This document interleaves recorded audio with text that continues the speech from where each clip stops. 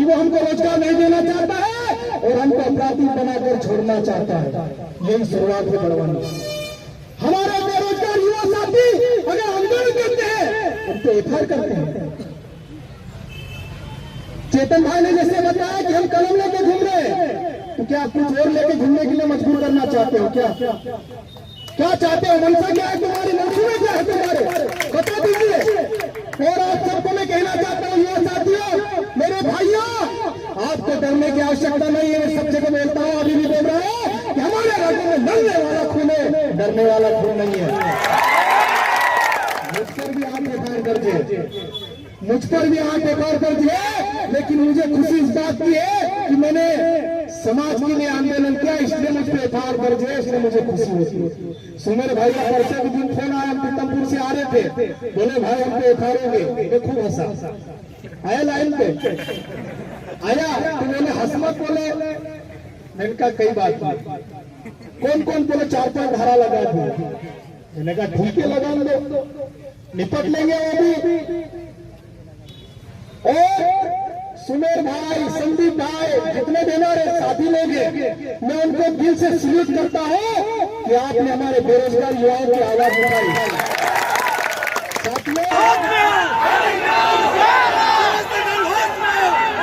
आदिवासी से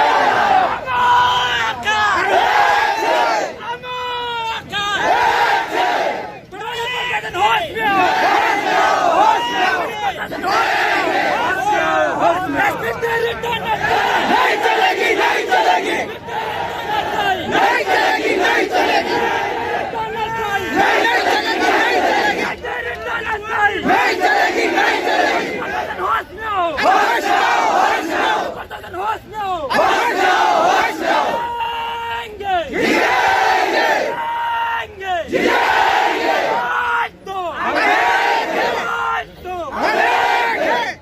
एफआईआर वापस लो, वापस लो, वापस लो, एफआईआर वापस लो, वापस लो, एफआईआर वापस लो, वापस लो।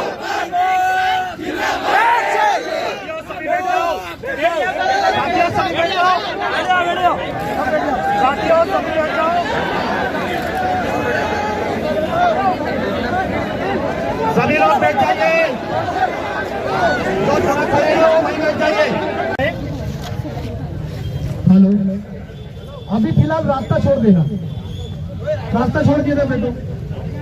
हमारी बात नहीं मांगी जाएगी तो बाद में देखेंगे। अभी रास्ता आवागमन में बंद मत करना, सब इधर आ जाओ, रास्ता मत रोकना।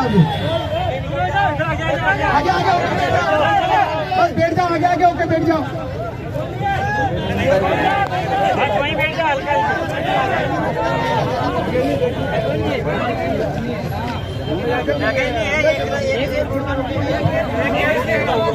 जिंदाबाद, जिंदाबाद। बेरोजगार नौजवानों पे की गई एफआईआर वापस लो, वापस लो, वापस लो। बेरोजगार नौजवानों पे की गई एफआईआर वापस लो, वापस लो, वापस लो। जन आंदोलन में पुलिस दखल नहीं चलेगा, नहीं चलेगा, नहीं चलेगा, जन आंदोलन में पुलिस दखल नहीं चलेगा, नहीं चलेगा, नहीं चलेगा। इंकलाब जिंदाबाद, जिंदाबाद, जिंदाबाद। ज्ञापन देना हमारा लोकतांत्रिक अधिकार है, ज्ञापन देना हमारा लोकतांत्रिक अधिकार है। नौजवानों की ताकत जिंदाबाद, जिंदाबाद, जिंदाबाद, युवा एकता जिंदाबाद, जिंदाबाद, जिंदाबाद। बड़वानी प्रशासन एफआईआर वापस लो, वापस लो, वापस लो, बड़वानी प्रशासन एफआईआर वापस लो, वापस लो, वापस लो। नहीं किसी से भीख मांगते, नहीं किसी से भीख मांगते, सबको रोजगार देना होगा, देना होगा, देना होगा, सबको रोजगार देना होगा, देना होगा, देना होगा। इंकलाब जिंदाबाद, जिंदाबाद, जिंदाबाद। राजनीतिक दबाव में फाड़ी गई एफआईआर वापस लो, वापस लो, वापस लो। हमारी ताकत हमारी एकता जिंदाबाद, जिंदाबाद, जिंदाबाद। आवाज दो।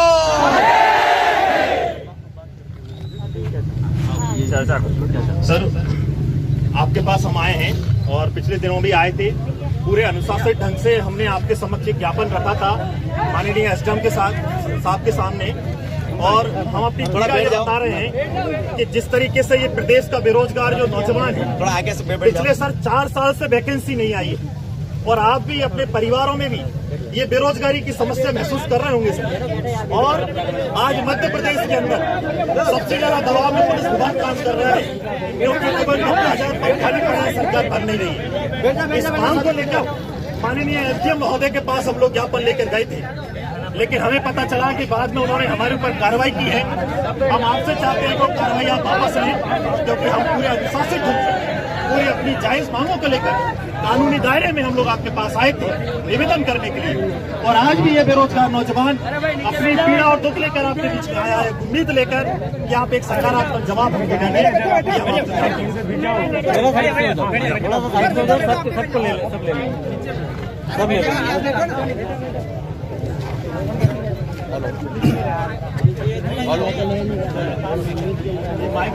हेलो, यहाँ उपस्थित समस्त भाइयों, दोस्तों, बहनों, मैं टीआई बड़वानी राजेश यादव।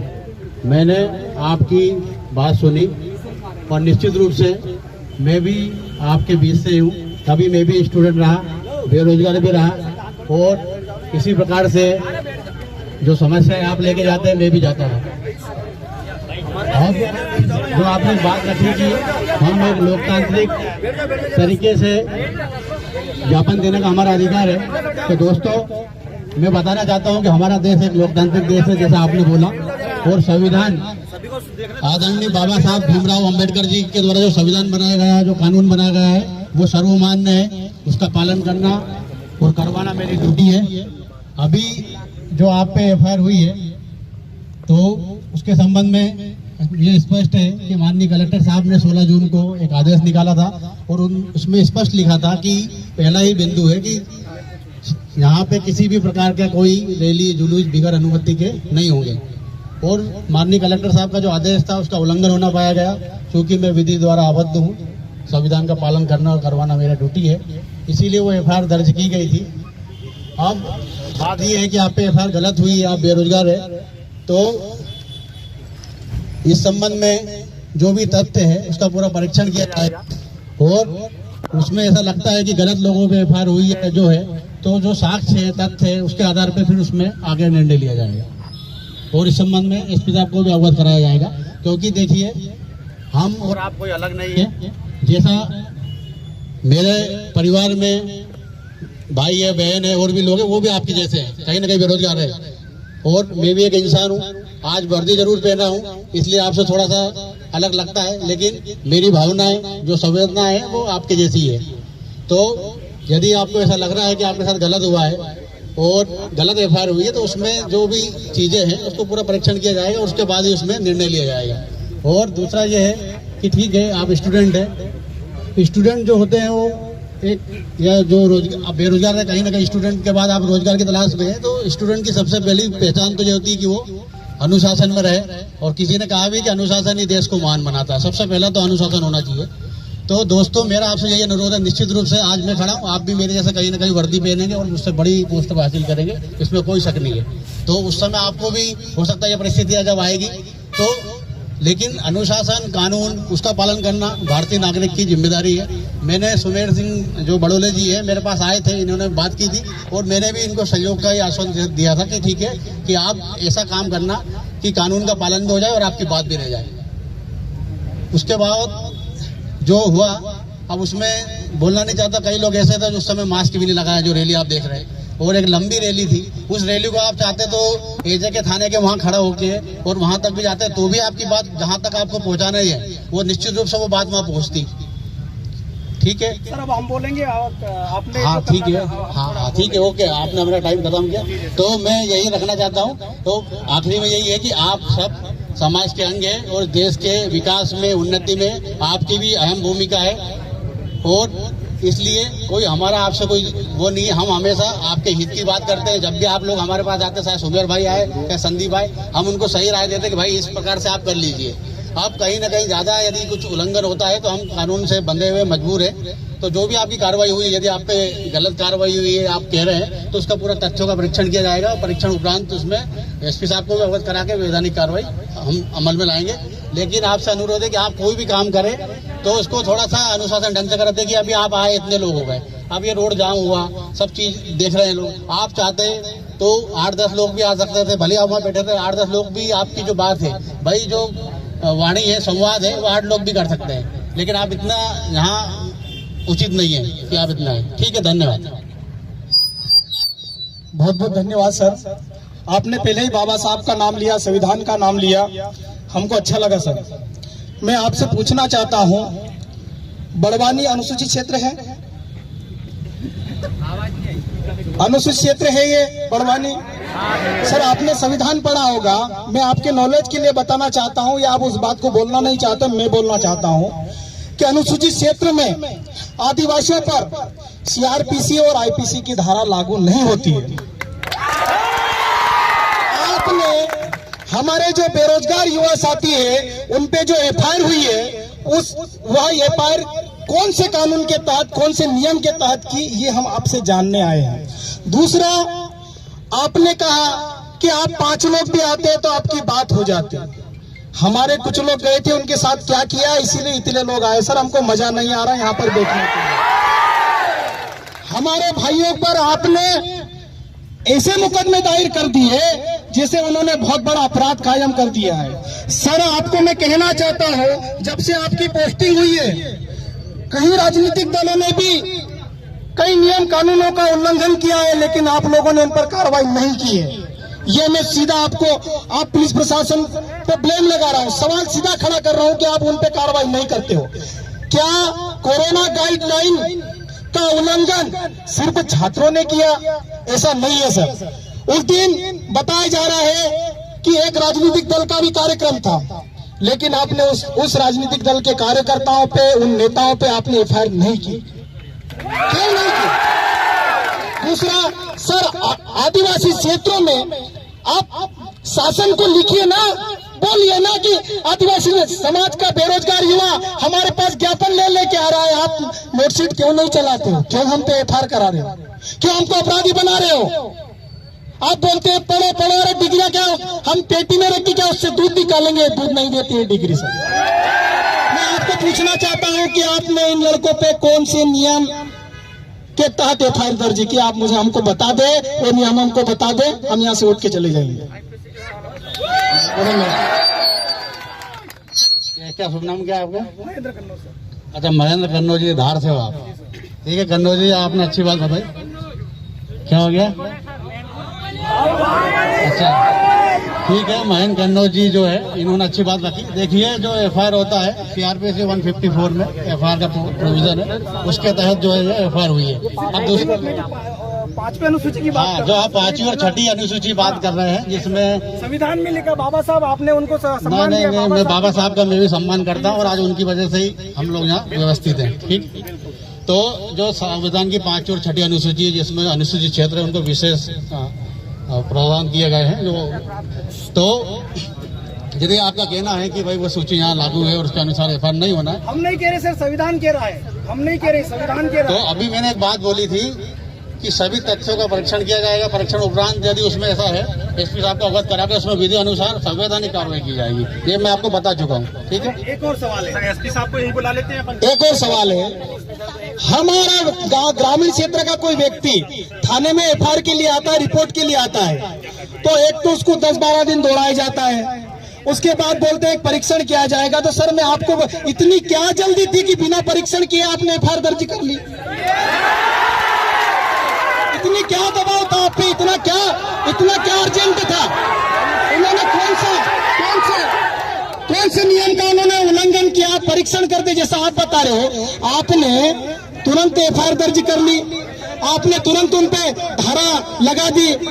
अगर यही बात आप पहले हमको बोलते हैं कि यहाँ से कुक्सी का युवा नहीं आता, कहाँ से नहीं आता, बदनावर से नहीं आता, सरदारपुर से नहीं आता, नालछा से नहीं आता, खरगोन से नहीं आते, क्यों आए आप लोग? समस्या हमारे भाई को दुख है, दर्द है। आप लोग चाहते हो सर कि हमारे समाज के जो लड़के, जो युवा साथी समाज की बात उठाते हैं, आप लोग दबाना चाहते हैं। मेरा सीधा आरोप है आप लोगों को। देखो भाई, जो तुम बता रहे हो कि एफआईआर का क्या था, सिंपल सा था, क्लियर। उसका वीडियोग्राफी देखा हमने, सारी चीजें देखी, और उसमें स्पष्ट था। कलेक्टर साहब का आदेश जो 16 जून का था, वो मेरे पास स्पष्ट है, जिसमें साफ लिखा हुआ था कि इस प्रकार से कोई, ठीक है, तो इस आधार पे उसमें कार्रवाई की। और दूसरा, आप जो बता रहे हैं जो आपका कहना है कि हम 5वीं अनुसूची या 6ठी अनुसूची से हमको संरक्षण है, तो भाई साहब मैं बता देना चाहता हूँ कि 5वीं अनुसूची या 6ठी अनुसूची में ऐसा थोड़ी कि कोई एफआईआर आदिवासी पे नहीं होगी क्या? इस क्षेत्र में कोई एफआईआर नहीं होगी क्या? ऐसा तो कुछ नहीं है, ठीक है? कुछ नहीं है उसमें, हाँ तो है ना? सर आप एसपी सर को बुलाइए, जो जाके डिसीजन ले सकते हैं उनको बुलाइए। सर हम तो चाहते हैं कि हम तो ये चाहते हैं कि आप एफआईआर निरस्त कर रहे हो या नहीं कर रहे हो। देखो, एफआईआर निरस्त करना, हम किसी आपके कहने से कोई एफआईआर निरस्त नहीं कर सकते, उसको देखा जाएगा। और आप नहीं, किसी के कहने से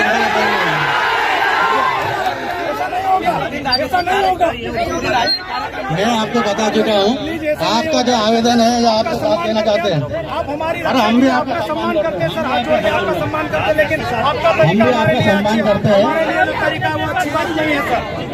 ये आपके जो बात आप अपना लिखित में दे रहे हो, ये आप एसपी साहब तक हमको फोटो देंगे और ठीक है।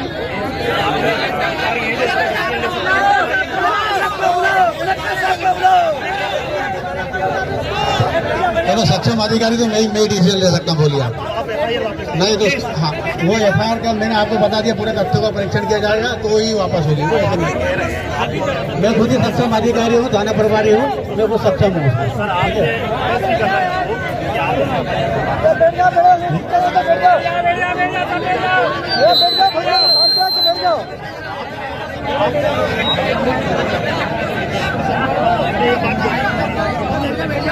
यार मित्रों, दोस्तों, एक मिनट सुनो, मेरी बात सुनो पहले। देखो, हम यहाँ कोई हंसी ठिठोली करने नहीं आए हैं, साथियों बैठ जाइए, शांति रखिए। हम यहाँ एक बहुत गंभीर मुद्दे पर चर्चा करने के लिए खड़े हुए हैं, ठीक है? आप लोगों का समय भी बहुत ज्यादा जरूरी है। आप लोग ये लो, आपके साथियों, आप लोग व्यवस्थित बैठ जाइए। हम यहाँ पर सर से बात कर रहे हैं, वो कह रहे हैं कि वो खुद ही निराकरण कर सकते हैं, वो सक्षम अधिकारी है, तो उनसे ही हम लोग कह रहे हैं कि आप अभी जो भी परीक्षण है आप जांच कर लीजिए और आप यहीं पर निर्णय सुनाइए। यही हम सर से निवेदन कर रहे हैं। सर प्लीज, आप अगर सक्षम है एकदम। बिल्कुल मैं सक्षम हूँ, लेकिन कोई भी जांच या इन्वेस्टिगेशन है, मैं इसको तत्काल 2 घंटे 4 घंटे में बिल्कुल नहीं बता सकता हूँ, ठीक है? ये एफआईआर का पावर है। जब सामने क्राइम होता दिख रहा तो एफआईआर करेंगे, तो बिल्कुल करेंगे भाई, इतनी जल्दी नहीं हो सकता। सर हमारे पास समय है, हम लोग यहाँ पर शाम तक बैठ रहे हैं। सर लोग बोल रहे कि 4 घंटे चाहिए। सर हमने आपको 6 घंटे दिए, 2 घंटे एक्स्ट्रा, हम 6 घंटे तक देते हैं। आप निर्णय लीजिए, आप तथ्यों का परीक्षण कर लीजिए। आपको जिसको पूछना है अंदर जाके फोन लगा के भी पूछ लीजिए, हम तब तक यही बैठे हैं। और बाकी दूसरे देखो दोस्तों, वो 4 घंटे मैंने ये कहा कि 4 घंटे में कोई निराकरण हो जाए, ऐसा नहीं है। ये सिस्टमेटिक एक जांच है, इन्वेस्टिगेशन है, और 4 घंटे में पूरी नहीं हो सकती है, ठीक है? 4 घंटे में संभव नहीं है। कार्यक्रम नेताओं को 4 घंटे नहीं होगा, लेकिन हम आपके हित की चिंता करते हैं, आपके भविष्य की चिंता करते हैं। उसका पूरा परीक्षण किया जाएगा और उसके बाद कार्रवाई की जाएगी, ठीक है? हाँ, एफआईआर करी क्यों आप बताइए? मतलब एक साधारण से 20-25 लोग जाके ज्ञापन दे रहे हैं, आप उनकी एफआईआर कर रहे हैं, ये क्या करेगा? साथियों सभी लोग बैठ जाइए, जब तक पुलिस प्रशासन अपनी वो तैयारी कर लेते हैं, हम भी बैठ जाइए। सुनो सर, हम लोग पुलिस प्रशासन से मैं एक निवेदन करना चाहता हूँ कि हम आपको एक एविडेंस दे रहे हैं। जो दूसरे कार्यक्रम हुए उनमें नेता भी होगा, उनका पार्टी का कार्यकर्ता जो भी होगा, हम वीडियो एविडेंस देते हैं आपको, फोटो देते हैं, सुनो फोटो भी देंगे। अगर आप और हम जो नामजद उनके नाम भी बताएंगे और हम फरियादी बनेंगे, चश्मदीद गवाह बनेंगे। क्या आप हमको एफआईआर कॉपी 1 घंटे में दोगे? हम चले जाएंगे, हम चले जाएंगे सर। बहुत ही शानदार बात बोली इन्होंने। जो आप पे एफआईआर हुई है उसके बारे में बता दूं कि वहाँ पे मैं खुद मौजूद था। मेरे सामने रैली निकली जिसमें कई लोगों ने मास्क नहीं लगाया और रैली निकाली, ठीक है? वो मेरे सामने हुआ, इसलिए मैंने तत्काल एफआईआर कर दी। अब आप बोल रहे हो कि आपके पास वीडियो है, फुटेज है, ठीक है? तो वो वीडियो फुटेज कब के हैं, क्या है, उसको भी देखना पड़ेगा, उसके बाद कार्रवाई होगी। आगे थोड़े मेरी बात सुनो सर, अगर कोई सांसद प्रोग्राम कर रहा आपकी जानकारी में नहीं थी, कैसे आप तो के जाके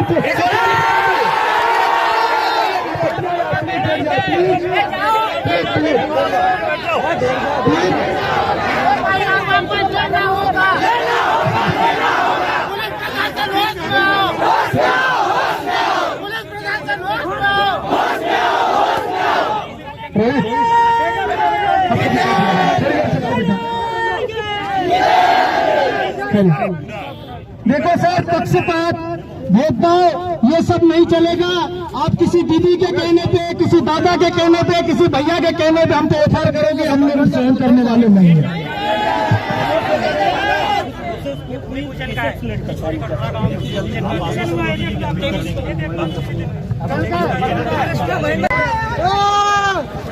चलो साथी बैठ जाओ सभी।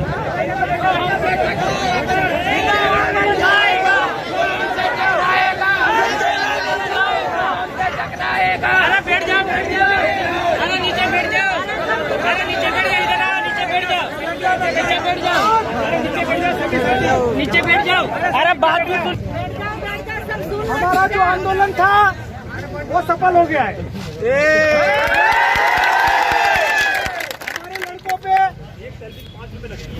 एफआईआर जो हुई है, ऑनलाइन रिपोर्ट है, उसको खात्मा करने में जो नियम का समय लगेगा, उस नियम के भीतर वो एफआईआर खत्म हो जाएगी।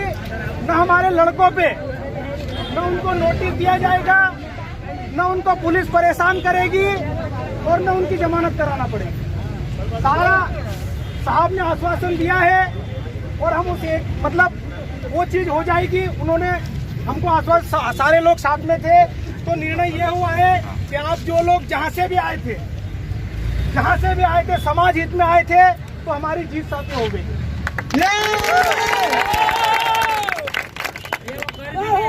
ये कर भी देते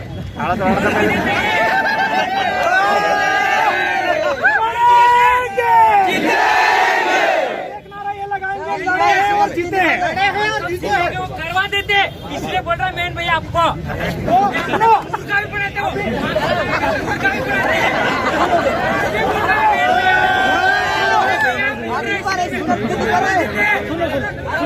सुनो सही, और ये सब जो चीज हुआ है सहयोग से हुआ है, एक व्यक्ति के से नहीं हुआ है। उसके ही दम पे सारी चीजें हो जाएंगी। ज्ञापन देंगे, ज्ञापन देने के बाद हमारा धरना समाप्त होगा। सुमेर भाई आभार व्यक्त करेंगे। पुलिस वाले वर्दी बताते अपने को, मुझे वर्दी बताते।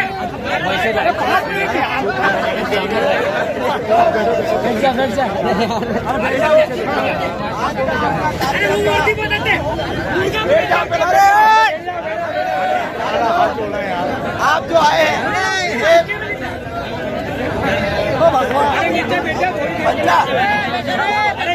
थोड़ी देर के लिए बैठ जाओ, पहले बैठे, सही बैठ जाओ,